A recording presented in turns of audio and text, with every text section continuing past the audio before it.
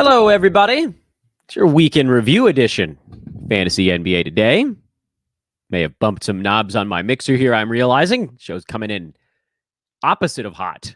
Cold. We're coming in cold today. There we go. Now I got the volume all figured out. You may have noticed, tidied up the facial hair. Look at that little baby face. Look at that young dude.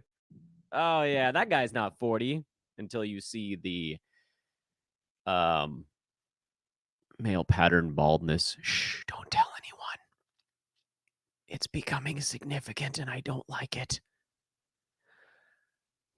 Anyway, I guess it's a show. I'm a little tired today. I'll be honest with you guys. It's mostly just how much sleep I get on a night-to-night basis. But we are deep into the fantasy season now. Real deep. Seasons are ending.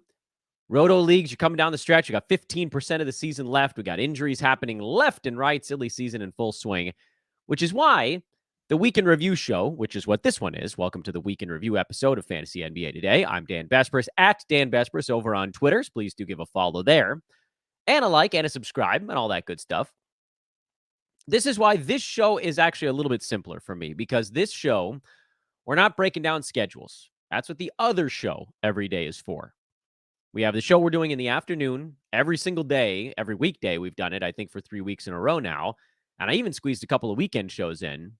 3 out of 4 weekend days, I think. That's pretty good for me. Nice ratio. Those shows are about schedule. That's where you talk about the fringy, ultra fringy, deep fringy guys that have a good schedule. This show, the Weekend Review, it's kind of a safe space. It's a safe space from streaming. The streaming we talk about on the Weekend Review Show is about a guy that pops in for an injury replacement, opportunity to short stream someone for a big old game. We're not worried about weekly moves limits here. This is geared a little bit more towards Roto or head-to-head weekly leagues are also in the mix. So let's get into it. Weekend Review shows, we cover basically the last 4 or 5 days. I know it says 7, but we don't really go back to the last weekend because most teams have played 2 or 3 times since then. We focus on players independent of their current schedule, so don't ask about volume.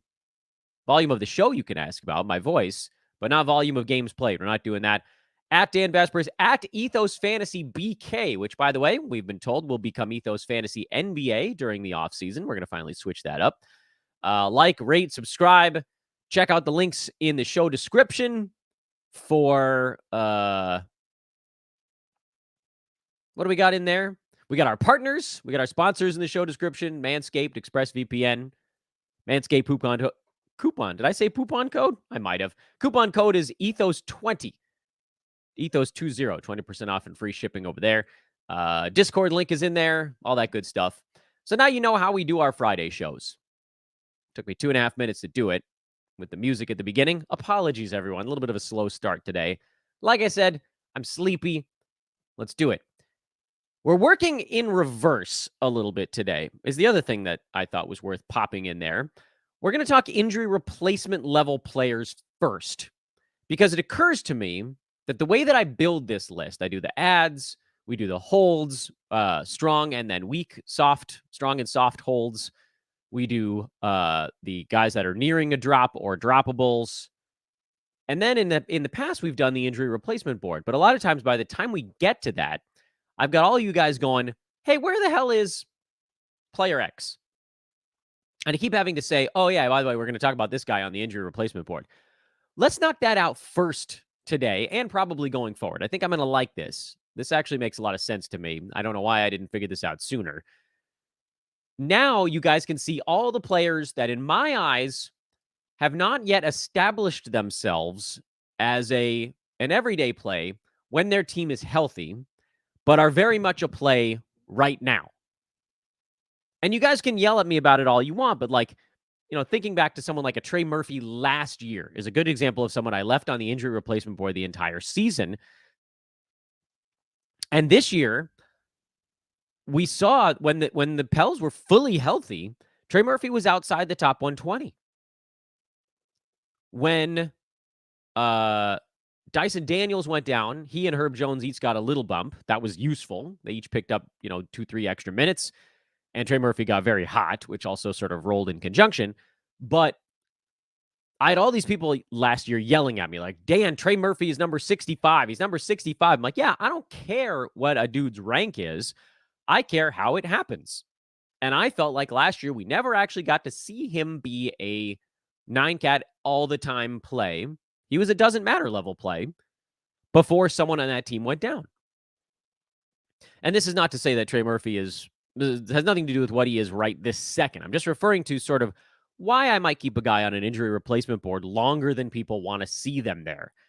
But you guys all take this as a slight. It's not a slight. It's just me being hyper-organized.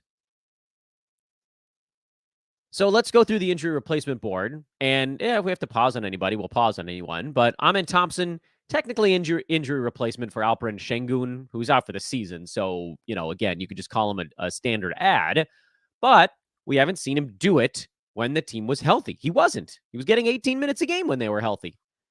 Yes, he's a play for the rest of the year. So, anyway, on we go.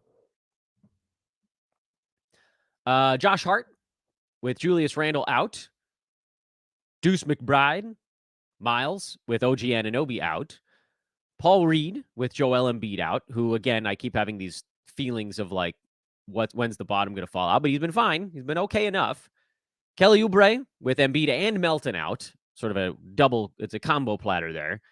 Al Horford, anytime any Boston starter is out and he's upright, is a great play. Peyton Pritchard with Drew Holiday out these days, and then other guys are going to sit during the back-to-back coming up, so you get sort of like you get a little extra there.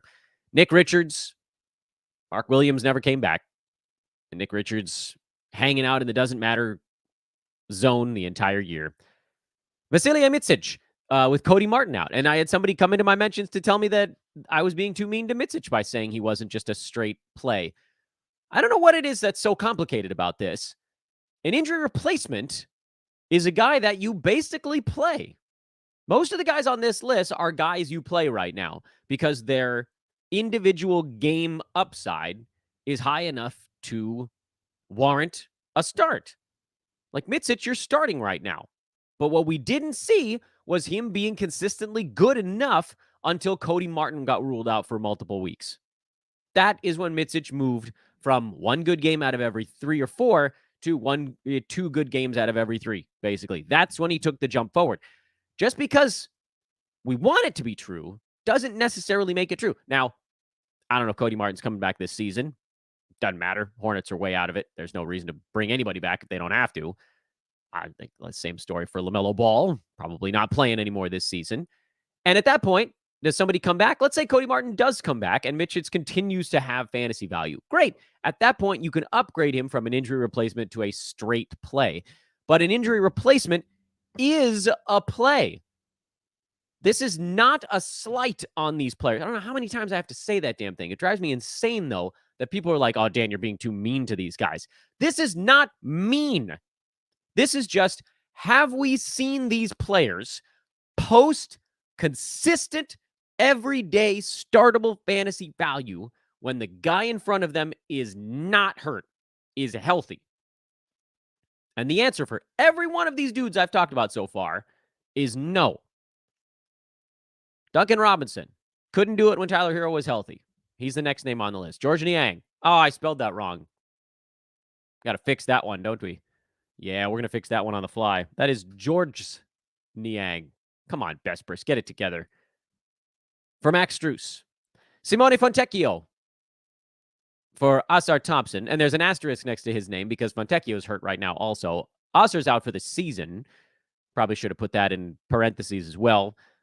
If Fontecchio can get himself back into the mix somehow, he'll be a very nice fill-in play. I have Duncan Robinson on there twice. Jeez, Dan, you got to sleep more. Oh, my goodness. Jeez. Bespris. Troubling today. Troubling. Cam Johnson right now is on my injury board. I don't think we've seen enough from him to say that he's better than a doesn't matter level guy when that team is mostly healthy. But Dorian Finney-Smith missed their last ball game, and Cam Johnson exploded for a really nice one. Keon Ellis with Kevin Huerter out. Don't care that he had a quiet ball game yesterday. as I specifically said on yesterday's show, at some point he's having these 6 defensive stat games. He's going to get a game with only 1 because he's probably going to average up somewhere in the 3s.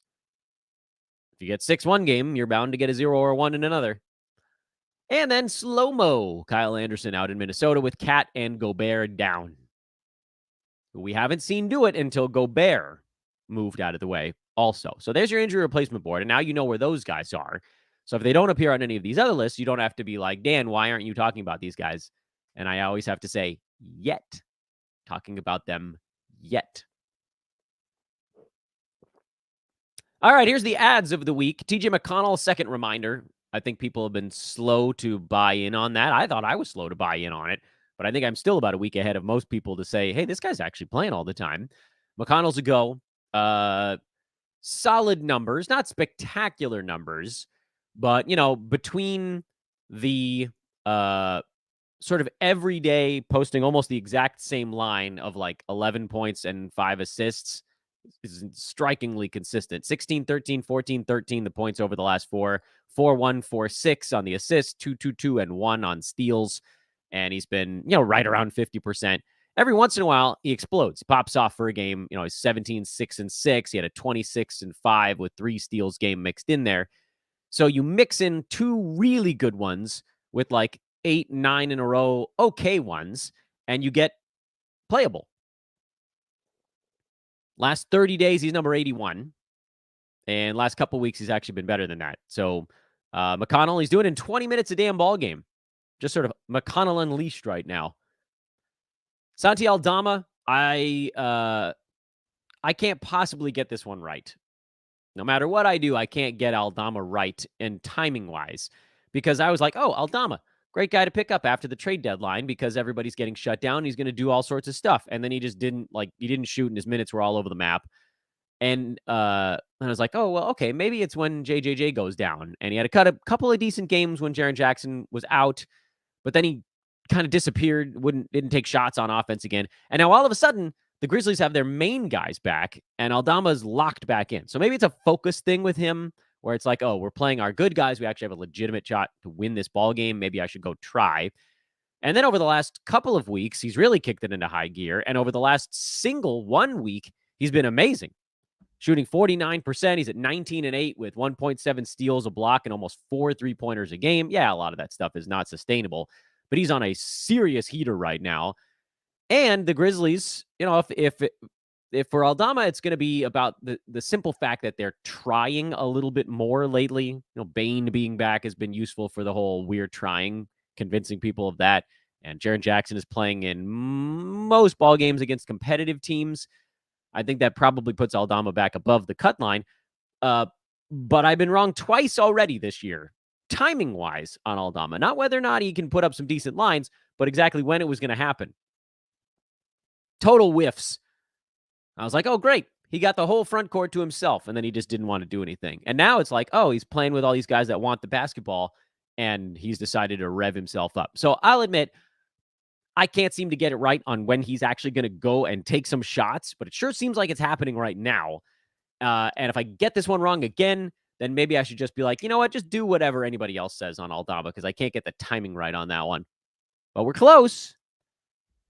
Jalen Suggs. This is a little bit more of a heater play with Suggs. He's number 113 on the year. So, you average it all out, and he's sort of like a king among the doesn't matter guys. But over the last 3 weeks, he's rolling top 50 because he's shooting 55% over that stretch. Mind you, fully unsustainable number for a guy whose field goal percent is typically not all that great. He has dramatically improved his three-point shooting this year. He's up to 40%. He's at 46 and change from the field, but he runs hot and cold. He got off to a start this year where he was shooting around he was like a 48, 85 splits, and then he went through a long stretch where he was shooting like 39%. And the free throw number came way down over that span, and he was brutal. And he got hurt a couple times in there. Well, the steals are starting to come back again because he's got his legs back. I think he can kind of smell the finish line a little bit. So this is a good time for an energy guy like Suggs to be in lineups because you're out of the dog days. Energy guys get ruined by the dog days of a basketball season.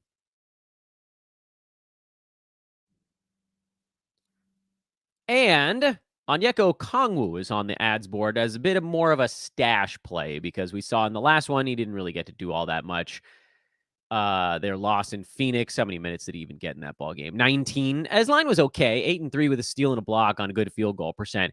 But generally, that's not going to be quite enough. What I'm looking for here is, can Okongwu gather a couple of power forward minutes? And I feel like the answer at some point is going to be they almost have to. Like if Vit Krejci is not having a decent ball game, and he played pretty well actually for the Hawks yesterday, so he got a second most minutes on the team behind just DeJounte Murray. But like if Krejci's not playing all that well, or if DeAndre Hunter is having he didn't shoot that ball all that well yesterday, but he was being aggressive, and I think they liked that part. Then you'll probably see Okongwu and Capella play side by side a little bit. He didn't yesterday. That's the thing that would kind of unlock him. As it stands right now, he probably profiles as kind of a doesn't matter range dude, 100 to 140, kind of somewhere in that range. In the backup minutes, 18, 19, 20, 21, that kind of stuff, that probably puts him in that 130 range. But if that pushes up to 22 minutes, then he's top 100. 24 minutes, he's probably top 85, 80. I don't think it's getting any higher than that. But again, kind of a upside stash, but he's healthy enough to actually give you something in the meantime. And if you're looking for guys in that doesn't matter group that have a little bit of upside, Okongwu is one of those guys. Strong holds. These are the holds that I don't think need much in the way of explanation. Naz Reid, if he can get healthy, dealing with a head thing, so we don't truly know what the timeline is when you get into the noggin stuff. Your guess is as good as mine. Guys just sort of pop back up again, and then it's all good. But obviously, when he comes back, he's going to have a massive role. And if you can hang on there, please try to do so. Trey Murphy and Herb Jones are obvious holds, especially now with Brandon Ingram going down. That, of course, is the big injury news. Probably should have started the podcast with that. Ingram, the initial diagnosis is a deep, I think it's a bone bruise, right? Yeah, bone contusion, which doesn't sound that bad, but those things take a while to go away. He'll be reevaluated in 2 weeks, which gives you what? 10 days left in the season at that point? I think exactly 10 days left in the season. I think he's out for the rest of the regular season. If he plays again, it's probably like one game. So Ingram's probably a drop. There is no corresponding ad with Ingram. It's just more Trey Jones and more Trey Murphy and more Herb Jones. I can smush those guys together and graft one guy's head onto the other guy's body. Keontae George is a pretty strong hold. I know he's got some holes in his fantasy game. That's okay. I think you kind of just want to ride with it and let the usage take over. Denny Avdia, Trey Mann, these guys are holds because they have an opportunity to do a bunch of stuff. Gary Trent Jr. and Kelly Olynyk. If we need the Raptors, if they have a competitive ball game, these guys are going to put up some big fat lines, and they're doing fine even in massive blowouts. Isaiah Hartenstein is a strong hold. His minutes have trended back up towards 26, 27. That's a really big deal for a guy who was stuck at about 22 for a while. Walker Kessler in Utah and Trey Jones, who's kicked things back up a click. Also, by the way, I think of Trey Jones kind of a very different fantasy profile, very different player, obviously. But Onyeka Okongwu and Trey Jones remind me of each other because at baseline, they kind of hang out in that 130-ish range. And then every once in a while, if you catch them on the right 2 to 3 weeks, that's when they surge ahead. That's when they push themselves up towards the front of that doesn't matter group, or maybe even just slightly above it. And that's why if you're going to play, and again, like with Roto, you don't have to play those guys every ball game, but when they get going, there isn't so compare Trey Jones to a Jeremy Sohan, if we're going to look at those two guys together. Sohan, I call a guy who's a stream-only while warm player. And for me, those are guys I generally just don't play. Because when the bottom falls out, kaboom, it's rough. There's no floor for a guy like Sohan. Or, who's another good example of this? Jordan Clarkson, when Markkanen was in. There's just no floor for those guys. Every once in a while, they have 2 weeks where they're rolling like top 70 or 60 or whatever, but then all of a sudden, the cooldown, and they're back near the edge of the top 200, 250. Like, it's a brutal drop-off. That's why those guys, for me, it's like, well, I'm not going to take a shot on them because if I catch them at the end of the heater, they're going to do way more damage than good. Guys like a Trey Jones, Okongwu, who else on this list might even profile in that range? Trey Murphy, before anybody got hurt, probably profiles in that range as well. These are guys that, yes, while a lot of the time they may hang out in that 125, 130 range, they basically don't go lower than that for any extended stretch. And Murphy got very cold for a week or two, so maybe that's not the best example. But like a bad stretch for Trey Jones is 150, which isn't good, but it's not going to totally sink your fantasy team like a bad Sohan run, which is top 250. Can't even say top anymore. That's bottom 250. That's rough. That takes your team backwards.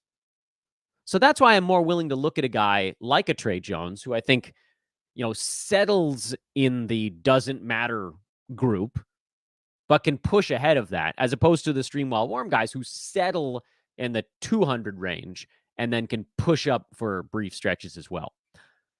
The soft hold board, you guys might have some arguments with me on this one. That's okay. I'll give you my reasoning on them, and you guys can take it or leave it. Soft hold number one is Aaron Nesmith, who I feel like he's playing enough minutes where I'd be floored if he wasn't at least in that doesn't matter group. And again, that's why I feel okay with that, because I think he probably is a doesn't matter level guy who can maybe push in front of it if things break the right way.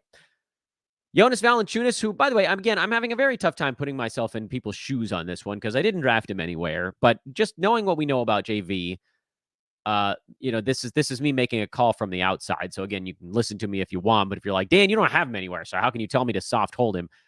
With Ingram going down, I think you got to at least give JV a shot now to see if they start to run a little bit bigger at times, want a little more offense in there at times. If they don't, they don't. And also, Larry Nance tends to get hurt every couple of weeks, so that's another reason to hang on there. Trace Jackson Davis, some of you guys might yell at me that I should have him more as a very strong hold, but I'm not a full believer yet. He's been playing well, but I think sometimes we start to look at a rookie and see them playing well for, whatever it is, week and a half, and say, this guy's figured it out, when we don't really know for sure if he's figured it out or not. He's on a run of double-digit scoring for 6 games in a row. The rebounds have been pretty good, and the blocks have been better. The free throws are really rough, like real rough. 47% over the last month. So there's a lot to like about his game over the last month. 78% from the field being one of them, and the 1.5 blocks. But full punt free throw is a tough one to swallow when the other stuff is not hyper elite. Now, the field goal percent is hyper elite, but the volume is not. So I'm not all the way there on Jackson Davis. I think there's a lot to like there, but he's got to get that free throw number up into probably the 60 range for me to really consider taking the plunge. Because again, for all the good he's doing, he's presently doing more damage. DeAndre Hunter is a hold, and him having a better ball game yesterday made this call a little bit simpler. I simply don't believe I just simply don't believe that Atlanta has enough offensive options with Trae Young out where Hunter won't have a decent amount of things to do. Bruce Brown is a soft hold. I'm not as excited about him as I am about Trent and Olynyk, but I think there should be enough here, especially with Quickly out also for Toronto. Everybody's out for that team right now, so there ought to be enough. And then GG Jackson, you guys might be mad that I don't have him higher on the board, but just because he's gone on like a 3-game shooting spree is not a reason for me to be like, oh, this guy's magically the best player in fantasy basketball. Yeah, he's running hot right now. 4 games, I guess, 4-game shooting spree. He's got, 19 threes over those 4 ball games. Guys run hot and cold. If he cools off, it could get real rough. He doesn't typically get much in the way of defensive stats. There isn't a whole lot to float things there. Rebounds okay for whatever we consider him. Wing. He's a wing, I guess, for that team. But again, it's all about threes and points for the most part. So if the percentages dip, there isn't that hammock to hold him. Great opportunity in points leagues, by the way. Should mention that. And again, he's running very hot right now. Last couple of weeks, he's top 50 because he's scoring 25 points a game with 4 3-pointers on 50% shooting and 86% high volume free throws. But those numbers probably aren't going to stick. I know Captain Buzzkill over here, but the dude's shooting 44% for the year and 75% at the free throw line. And even if you think those come up a little bit, 50 and 87 on high volume feels a bit of a reach. It's okay. You can yell at me if you want. The I'm scared, nervous drop board. Malik Beasley. I think he can probably drop there. If you want to pre-drop, that's fine. He's not all that exciting of a fantasy basketball player anyway, and Giannis and Chris Middleton are both seemingly healthy enough right now. So there you go. Dennis Schroeder, I think a little bit of that sort of initial new team bump is wearing off. And with Cam Thomas around, I'm just not sure there's enough for Schroeder to do every day to balance out the fact that some parts of his fantasy game are not there. You know, he's number 157 on the year in 31 minutes a ball game, 14.6 assists. Fine, the 6 assists are nice, but there really isn't anything else he does that's been a net positive this season.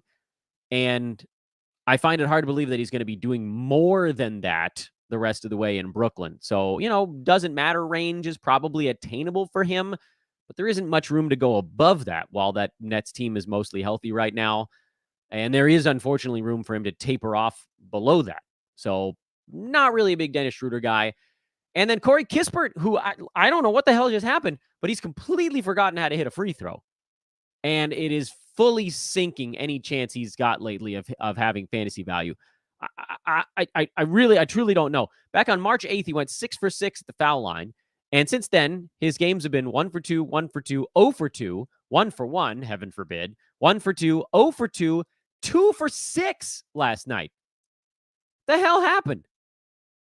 This dude was an 86% free throw shooter coming into this season. This year, he's at 72. Yeah, huh? I don't know, man. But you certainly can't play him if he's not a positive at the free throw line. That was one of the whole reasons to have him on a roster. You get decent threes on good both percentages. But if one of those evaporates, he's not even close to 9-cat startable. Like if free throw's a negative, he's way off the board. If you want to give him another game, I'm okay with it because his minutes are really high right now with Koulibaly being ruled out for the rest of the regular season and Tyus Jones. Is he out for the rest of the season or indefinite? Either way, these guys are out a bit. So there's a lot of opportunity here for Kispert. And typically when he's played those 35, 36 minutes, it's been good. But typically it's because you get a lot of threes. You get him on a decent field goal percent. 48% from the field isn't bad. And an 85% foul shooter. And that is bad right now. I don't know if it's a temporary dip or what. If he's going to come back and hit 9 for 9 in the next ball game, he probably doesn't get 9 free throws for 3 games. But either way, something's gone awry here for Corey, and I cannot possibly advocate hanging on while he's shooting this horribly. And finally, the watch list, which is our final board, and then we'll do a quick check of the chat room to see if there's some players we didn't cover that you guys brought up. Dylan Brooks is on the watch list. He was actually in the midst of having a pretty good ball game yesterday before he got himself thrown out. 23 points on 13 shots. The issue with Brooks is that he always runs extraordinarily hot and cold. And so you need to sort of max out usage with him. He's number 170 on the season, taking about 10.5 shots a ball game because he didn't shoot that well. The question I had, and I don't think I ever said to pick him up, but the question I had was when Alperen Şengün went down, was that 10.5 shots per game, was that going to go up to like a dozen? And if it did go up to a dozen, was that going to be enough to get him over the cut line? And the answer so far has been a pretty resounding no. But I don't want to just assume that it's always going to be a no, so he stays on the watch list. Jake LaRavia is on the watch list. He's been playing kind of fine, but he also can't shoot. He's shooting 35% on the year, and he hasn't had a game where he shot above 50% since March 1st. Since then, 0, 33, 47, 30, 44, 44, 15, 44, 31, and 30%. I like the scoring's been okay. He's been in the teens. Rebounding's been all right. Steals have been all right in there. But when you're full, basically punt field goal, which is kind of what he's been over that stretch, you need to do more in those other categories to make up for it.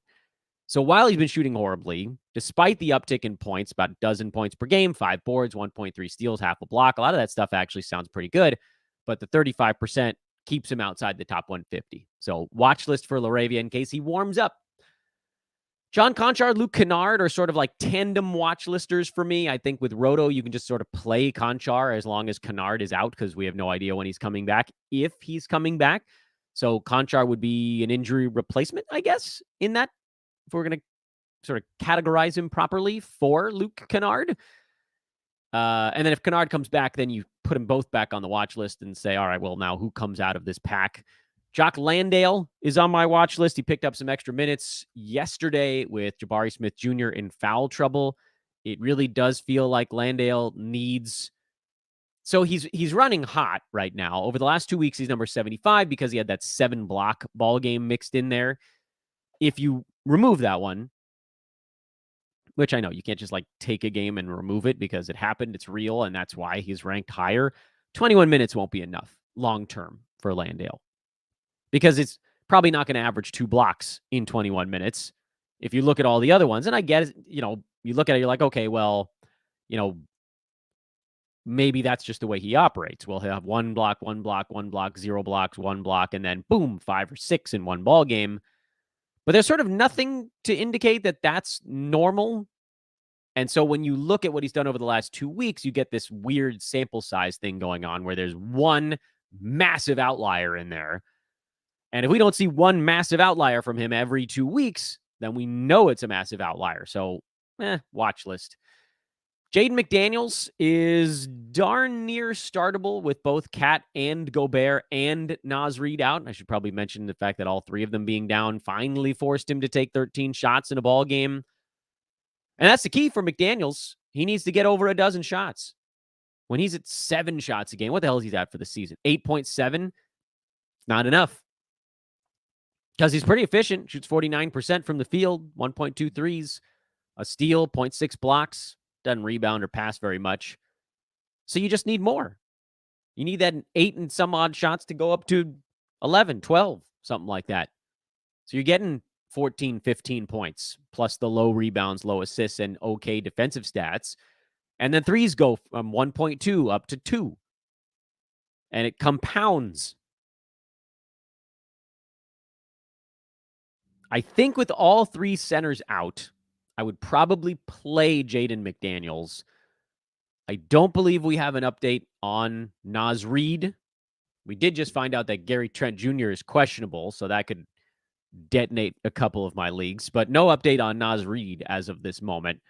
But if all 3 of the centers are out for Minnesota, and we know Cat's out for the season, then you probably start McDaniels. Ochai Agbaji, who maybe this one becomes more relevant with Gary Trent on the questionable block. If Trent sits, you probably could play Agbaji. I mean, fantasy game is not all that good. Meh. And then Andrew Wiggins, who I'm sure a lot of you guys are like, Dan, why are you being such a butthole to Andrew Wiggins? He just had a really good ball game. Well, he's shown himself to be not super trustworthy this year. Over the last month, he's number 135, which puts him very firmly in the doesn't matter group, and that's probably where he sits. Wiggins is a doesn't matter. There's a little bit of upside for him beyond that, but we haven't seen it particularly often. So I'm inclined to just believe that he's a doesn't matter guy this year. Pretty consistently a doesn't matter guy, frankly.